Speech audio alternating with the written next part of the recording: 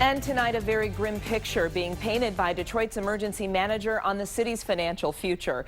The debt has now grown to an estimated $17 billion and growing. And one of the ways to put a big dent in that debt would be to turn over Detroit's water department. 7 Action News reporter Jim Kurtzner live downtown with new details on the EM's proposal. Jim? And water isn't cheap. This could be a rate increase for everybody who's on the Detroit water system. That includes everybody in the suburbs. The proposal to move it into a regional authority that would bring in $1 billion to the city. It should look like the citizens. The normal that they've gotten used to is going to change.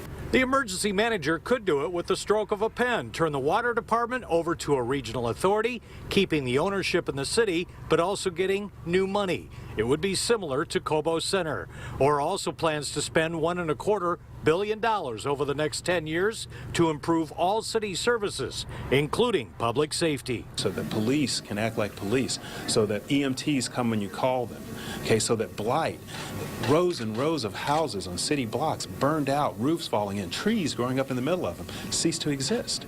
That's not conceivable for a great city. More than half of the $17 billion debt is owed to city employee pension funds and underfunding of their health care. Those are unsecured debts that will get around 10 cents on the dollar. Get this, the cuts will be covered by Obamacare and Medicare. While the pensions have state protections, the EM says they're fair game. People can negotiate, okay, anything, or we might need legislative relief.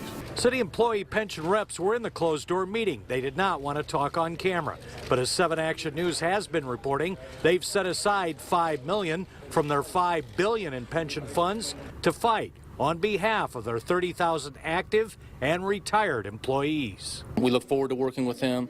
The money that you're referring to that's set aside, that is to take control away from the elected officials that were elected by the members of this police and fire system.